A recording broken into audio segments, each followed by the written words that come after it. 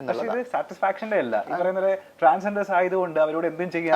അത് കാരണം പറയുന്ന ഇതാണല്ലോ, ഞാൻ ഹാപ്പി ആയില്ല എന്നായിരിക്കും കാരണം പറയുക, അല്ലെങ്കിൽ വേറെ എന്തെങ്കിലും കാരണം പറയും, നിങ്ങൾ ട്രാൻസ് അല്ലേ, നിങ്ങൾക്ക് ഇങ്ങനെയല്ലേ ഫിസിക്കൽ കണ്ടീഷൻ, അതുകൊണ്ട് തരുന്നില്ല എന്ന രീതിയിൽ പറഞ്ഞേക്കാം. അപ്പം അതാ പറഞ്ഞത്, നമ്മൾ പോകുമ്പോൾ ഒരു ഇതൊക്കെ പറഞ്ഞിട്ടായിരിക്കും അവർ മിക്കപ്പോഴും പറയുന്ന ഒരു കാര്യമാണ് ഞാൻ കേട്ടിട്ടുള്ളത്, ഈ സാറ്റിസ്ഫൈഡ് ആകുന്നില്ല എന്നുള്ളത്. അപ്പൊ എനിക്ക് തോന്നുന്നില്ല കേട്ടോ അങ്ങനത്തെ ആരെക്കാളും ഒക്കെ തന്നെ ഈ പറഞ്ഞ എല്ലാരെ പോലും കഴിവുള്ള എല്ലാരെ പോലും പറ്റുന്ന ആൾക്കാർ. ശാസ്ത്രം പറയുന്നത് മറ്റാരെക്കാളും സാറ്റിസ്ഫൈ ചെയ്യാൻ പറ്റിയിട്ടാണ്. അത് എനിക്ക് ശാസ്ത്രീയമായിട്ട് അറിയില്ല കേട്ടോ, ആയിരിക്കാം. അങ്ങനെ ഈ 7ാം ക്ലാസ്സിൽ പഠിക്കുമ്പോഴല്ലേ കൂട്ടമായിട്ട് വന്നിട്ട് നമ്മൾ ഫിസിക്കലി ഒരു 8ാം ക്ലാസ് ഒക്കെ പഠിക്കുന്ന സമയത്താണ് ക്ലാസ് മുറിയിൽ 8 സ്റ്റുഡൻസിനായിരുന്നു ഫിസിക്കലി ഒരു ഗ്യാങ് റേപ്പ് നേരിടേണ്ടി വന്നിട്ടുണ്ട്. അത് ക്ലാസ്മേറ്റ്സ് ആണോ ചെയ്തത്? ആ ക്ലാസ്മേറ്റ്സ് ആണ്. അപ്പൊ റിയാക്ട് ചെയ്തില്ലേ അപ്പൊ ആ സമയത്ത്? 8 പേരെ അടുത്ത് ഒരു മാൻ പവർ എന്നല്ല, നമുക്ക് പറ്റില്ല, ഒരു ഫിസിക്കൽ പവർ എനിക്ക് ഉണ്ടായിരുന്നില്ല അവരെ റിയാക്ട് ചെയ്യാൻ. ഞാൻ കരയുന്നു, നിലവിളിക്കുന്നു, അതൊക്കെ എനിക്ക് നല്ല ഓർമ്മയുണ്ട്. ആ ദിവസം എനിക്ക് ഇപ്പോഴും ഓർമ്മയുണ്ട്. എൻ്റെ ബാഗൊക്കെ ഇങ്ങനെ തറയിൽ നിന്ന് വീഴുന്നതും എൻ്റെ ഡ്രസ്സ് ഇങ്ങനെ ഊരുന്നതൊക്കെ എനിക്ക് നല്ല ഓർമ്മയുണ്ട് ആ ദിവസം. ഞാൻ ഒരിടത്തും ആ വിദ്യാർത്ഥികളുടെ പേരൊന്നും പറയാൻ ഒരിക്കലും ആഗ്രഹിക്കുന്നില്ല. തെറ്റുകൾ ചെയ്യപ്പെട്ടിട്ടുണ്ട്, തിരുത്തപ്പെടുക തന്നെ ചെയ്യും എന്നാണ് ഞാൻ വിശ്വസിക്കുന്നത്. ക്ഷമയൊക്കെ ചോദിച്ചിട്ടുണ്ട് അതിന് ശേഷം, മീൻസ് ഇപ്പം ഒന്നില്ല, റീസെന്റ് അതൊക്കെ ക്ഷമ ചോദിച്ചിട്ടുണ്ട് ആൾക്കാർ. എങ്കിലും മറക്കാൻ പറ്റാത്തൊരു ദിവസം തന്നെയായിരുന്നു അതെന്നുള്ളതാണ്. ഇപ്പൊ ടീച്ചേഴ്സിന്റെ അടുത്ത് ചെന്ന് ഈ ഞാൻ അതിന് മുൻപ് തന്നെ ടീച്ചേഴ്സിന്റെ അടുത്ത് പല കാര്യങ്ങളും പറഞ്ഞപ്പോൾ എനിക്ക് പോസിറ്റീവ് സാധനം കിട്ടാത്തതുകൊണ്ട് തന്നെ ഞാൻ പറഞ്ഞിട്ടില്ല എന്നുള്ളതാണ്. ഈ ഇൻസിഡന്റിനെ പറ്റി പറഞ്ഞിട്ടില്ല. വീട്ടിലും പറഞ്ഞിട്ടില്ല. ഞാനൊരു 2 ആഴ്ചയോളം ഞാൻ ട്രോമയിലായിരുന്നു. ട്രോമ കാണിക്കാൻ പറ്റില്ലല്ലോ നമുക്ക് ഒരിക്കലും. പറയുന്നത് ഒരു 13-14 വയസ്സിലല്ലേ സംഭവിക്കുന്നത്. ഇപ്പൊ സ്കൂളിലൊക്കെ പോയിട്ട് അല്ലെങ്കിൽ ഒരു വേദികളിലൊക്കെ പോയിട്ട് പ്രസംഗിക്കുന്ന ആളല്ലേ, അപ്പം പറയാറുണ്ട്, അതായത് ടീച്ചേഴ്സിന്റെ ഈ നിരന്തരം പറയാറുണ്ട് ഞാൻ ടീച്ചേഴ്സിന്. കാരണം നമുക്ക് ക്ലാസ് മുറിക്കകത്ത് ഭയങ്കര നാളത്തെ സൊസൈറ്റി ഉണ്ടാക്കാൻ പറ്റുന്നത് വലിയ സത്യമാണ്. അപ്പോൾ ക്ലാസ് മുറിയിൽ ഇരിക്കുന്ന കുട്ടികളടുത്ത് പറഞ്ഞ് പഠിപ്പിക്കേണ്ടത് അധ്യാപകരാണ്. നമ്മൾ അധ്യാപകർക്ക് ഇത്തരം വിഷയങ്ങളെ പറ്റി ധാരണ ഇല്ല എന്നുള്ളതാണ് വേറൊരു സങ്കടം. നമ്മൾ ഇതിനൊക്കെ ഏറ്റവും യൂസ്ഫുൾ ആകുന്ന ഒരു കാര്യം സെക്സ് എഡ്യൂക്കേഷൻ കൊടുക്കുക എന്നുള്ളതാണ്. അത് വിദ്യാർത്ഥികൾക്ക് കൊടുക്കുന്നതിന് മുൻപ് അധ്യാപകർക്ക് കൊടുക്കണം എന്നുള്ളതാണ്. അധ്യാപകർക്ക് പറഞ്ഞു കൊടുക്കണം എന്താണ് എന്നുള്ളത്, എന്താണ് ഈ ബാഡ് ടച്ചും ഗുഡ് ടച്ചും, ഇല്ല എന്താണ് സെക്സ്, എന്താണ് ജെൻഡർ, സെക്ഷുവാലിറ്റി ഒക്കെ പറഞ്ഞ് പഠിപ്പിക്കണം. അങ്ങനെ പറഞ്ഞ് പഠിപ്പിക്കുകയാണെങ്കിൽ ഒരു പക്ഷെ തിരുത്തപ്പെടാം. എങ്കിലും അധ്യാപകർ മനസ്സിലാക്കേണ്ട ഒരു കാര്യമുണ്ട്, വിദ്യാർത്ഥികളാണ് അവര്, ആണല്ല പെണ്ണല്ല, അതിനപ്പുറത്തേക്ക് അവർ വിദ്യാർത്ഥികളാണ്, അവർ മനുഷ്യരാണ്. അവർക്ക് എന്തെങ്കിലും ഉപദ്രവം ഏൽക്കുമ്പോൾ അത് മറ്റുള്ളവരെ അതെങ്ങനെ റിയാക്ട് ചെയ്യണം എന്നുള്ള കൃത്യമായുള്ള ബോധം ഉണ്ടാവണം. അതിന് ജെൻഡർ നോക്കുന്നത് ഭയങ്കര ബുദ്ധിമുട്ടാണ്. ഇത് എനിക്ക് മാത്രം സംഭവിച്ച വിഷയങ്ങളൊന്നും അല്ല, പലർക്കും സംഭവിച്ചിട്ടുണ്ട് എന്നുള്ളതാണ്. ഞാൻ ചോദിക്കട്ടെ, ഇപ്പോൾ നമ്മളിപ്പോ കുറച്ച് ഫെമിനിൻ ആയിട്ടുള്ള ഒരു നടത്തം ഉണ്ടെങ്കിൽ, അല്ലെങ്കിൽ ഫെമിനിൻ ആയിട്ട് നമ്മൾ സംസാരിക്കുന്നുണ്ടെങ്കിൽ, ഈ പറയുന്ന നാട്ടുകാർ ആയിട്ടുള്ള കുറെ വൃത്തികെട്ടന്മാരെ നമ്മുടെ ചൂഷണം ചെയ്യാൻ താല്പര്യമുണ്ട്, സാധ്യതയുണ്ട്.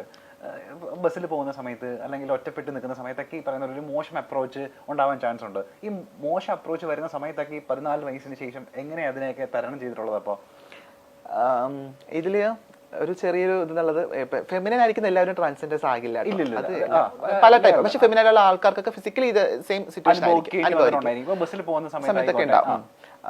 ഞാൻ സോഷ്യൽ മനുഷ്യനായിരുന്നില്ല ആ സമയത്ത്. ഞാൻ വീട് അത് നടന്നു പോകുന്നത്. അപ്പൊ എനിക്ക് ഈ ബസ്സിൽ ഞാൻ ആദ്യമായിട്ട് കയറുന്നത് ഐ തിങ്ക് ഒരു +2 പഠിക്കുന്ന സമയത്താണ് തോന്നുന്നു. എനിക്ക് അതിന് മുന്നേ ഞാൻ ബസ്സിൽ കയറിയിട്ടില്ല.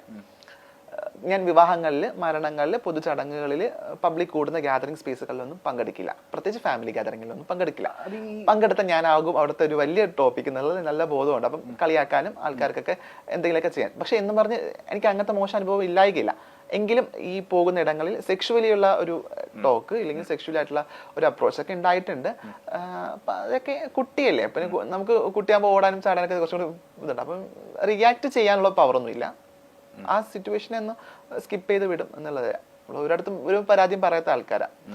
പറയാനുള്ള ധൈര്യം ഇല്ല, പറയാൻ പറ്റാറില്ല. എനിക്ക് എപ്പോഴും ഓർമ്മയുണ്ട്, ഞാൻ +2 ഞങ്ങൾ പഠിക്കുമ്പം ഞാൻ എൻ്റെ ഫ്രണ്ട്സിൻ്റെ അന്ന് അങ്ങനെ നിർബന്ധിക്കപ്പെട്ടൊരു ദിവസം, ഇപ്പോൾ ഫ്രണ്ട്സിനോട് ഇങ്ങനെ പുറത്ത് പോകണം എന്ന് ഇങ്ങനെ ഫ്രണ്ട്സൊക്കെ നിർബന്ധിച്ചൊരു ദിവസം ആണെന്ന് തോന്നുന്നു.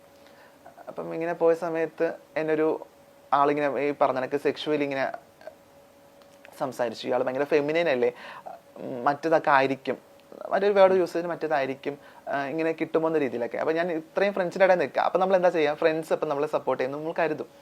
അവിടെ അതല്ല സംഭവിച്ചത് എന്നുള്ളതാണ്.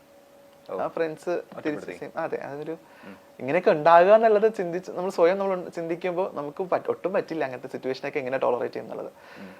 അതൊക്കെ ടോളറേറ്റ് ചെയ്യേണ്ടി വന്നു എന്നുള്ളതാണ്. ഈ നേരവും കടന്നു പോകും എന്നുള്ളതായിരുന്നു.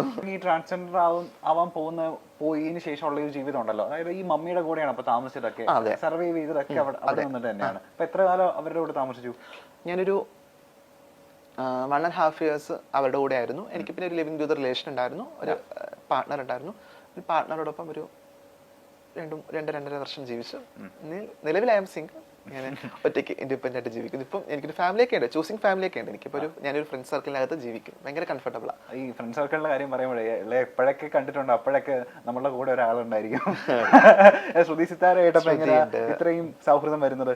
ഞാനും ശ്രുതി വളരെ, ഞാൻ തുടക്ക സമയത്ത് ഞാൻ പറഞ്ഞ ശ്യാമയുടെ കൂടെ താമസിക്കുന്ന സമയത്ത് തന്നെ ഞാൻ ശ്രുതിയായിട്ട് അപ്പം കാണുന്നുണ്ട്. ഞങ്ങൾ അപ്പം ഒരു കൂട്ടൊന്നുമില്ല, ഞങ്ങൾ രണ്ട് വ്യൂ പോയിന്റ് ഒക്കെ ഉള്ള ആൾക്കാരായിരുന്നു. അപ്പം പിന്നെ പതിയെ ഞങ്ങൾ ഭയങ്കര ഫ്രണ്ട്സായി. ഇപ്പം നല്ല ഫ്രണ്ട്സാണ്. ഇപ്പം ഞങ്ങളൊരു 4 പേര് അടങ്ങുന്ന ഒരു ഗ്യാങ് ഒക്കെയാണ്. ഞാൻ, ശ്രുതി, ദയ, സാദിയ എന്ന് പറയുന്ന. അപ്പം നമ്മൾ ഒരാൾ അറിയുന്ന ആൾക്കാരാണെങ്കിൽ 4 പേരും അവർ അറിയും എന്നുള്ളതാണ്. കാരണം നമ്മൾ എല്ലാ ഇടങ്ങളിലും 4 പേരെയും സംസാരിക്കുന്ന, അല്ലെങ്കിൽ ഇപ്പൊ സ്റ്റാറ്റസ് ഒക്കെ നോക്കിയാൽ ഒരാളെ മാത്രം ഒരുമിച്ചായിരിക്കും, കൂട്ടായിരിക്കും. അങ്ങനെ 2023 ഭയങ്കര കിടിലം വർഷമാവട്ടെ. അതിന് മുൻപായിട്ട് ഞാൻ ഇനി കുറച്ച് ആൾക്കാരുടെ പേര് പറയാൻ പോവാണ്. എനിക്ക് തോന്നുന്നു സമീപകാലങ്ങളിൽ ചിലപ്പോൾ അവരായിട്ട് അസോസിയേറ്റ് ചെയ്യാൻ ചിലപ്പോൾ ഭാഗ്യം ഉണ്ടാവുമായിരിക്കും. ഈ പേര് പറയുന്ന സമയത്ത് അവരെ പറ്റിയിട്ടുള്ള താങ്കളുടെ അഭിപ്രായം എന്താന്ന് അറിയാൻ താല്പര്യമുണ്ട് എനിക്ക്. പേര് പറയട്ടെ. ജേർണലിസം പഠിച്ചുകൊണ്ട് തന്നെ എല്ലാ ദിവസവും ഈ പറഞ്ഞ ന്യൂസൊക്കെ കാണാനും പത്രം വായിക്കാനൊക്കെ സമയം കണ്ടെത്താറുണ്ടല്ലോ? കുഴപ്പമില്ല, ഫോൺ ഭയങ്കര യൂസ് ആണ് അതിലൊക്കെ. ഓക്കെ. ന്യൂസ് വായിക്കുന്ന അല്ലെങ്കിൽ ഫോൺ ഉപയോഗിക്കുന്ന ന്യൂസ് ഹാൻഡിലൊക്കെ ഡെയിലി പറയുന്ന ചുമ്മാ ഒന്ന് കണ്ണോടിക്കുന്ന ആളാണെന്നുണ്ടെങ്കിൽ ഇവരുടെയൊക്കെ പേര് എന്തായാലും അറിഞ്ഞിരിക്കണം. അപ്പോൾ ഇവരെ പറ്റി പറയുന്ന പോലെ അഭിപ്രായം ഒന്ന് പറഞ്ഞാൽ മതി. ഓക്കെ. നമ്മളുടെ കാഴ്ചപ്പാട് ഭയങ്കര കാഴ്ചപ്പാടുള്ള വ്യക്തിയാണെന്നാണല്ലോ എല്ലാവരും പൊതുവെ പറയപ്പെടുന്നത്. ആദ്യത്തെ ആൾ ഈ പറയുന്ന പോലെ അഖിൽ മാരാർ ഈ സമീപകാലത്ത് ഭയങ്കര ചർച്ച നേടിയ ഒരാളാണ്. എന്താ അഖിൽ മാരാറിനെ പറ്റിയിട്ടുള്ള അഭിപ്രായം എന്താ? നല്ലൊരു വിമർശകനാണെന്ന് തോന്നിയിട്ടുണ്ട്. ചില കണ്ടന്റ്സ് ഒക്കെ പറയുമ്പോൾ അങ്ങനെ ഭയങ്കര കുറ്റം പറയാനായിട്ട് തോന്നിയിട്ടില്ല. പിന്നെ പുള്ളിയുടെ പൊതുവിൽ ഉള്ള, പുള്ളി ഭയങ്കര ക്യൂർ ഫ്രണ്ട്ലി ആണെന്ന് തോന്നുന്നില്ല. അങ്ങനെ എനിക്ക് അറിയില്ല, ഭയങ്കര ക്യൂർ ഫ്രണ്ട്ലി ആണ് അല്ലെങ്കിൽ അങ്ങനത്തെ ഒരു മനുഷ്യനാണെന്ന് തോന്നാറില്ല.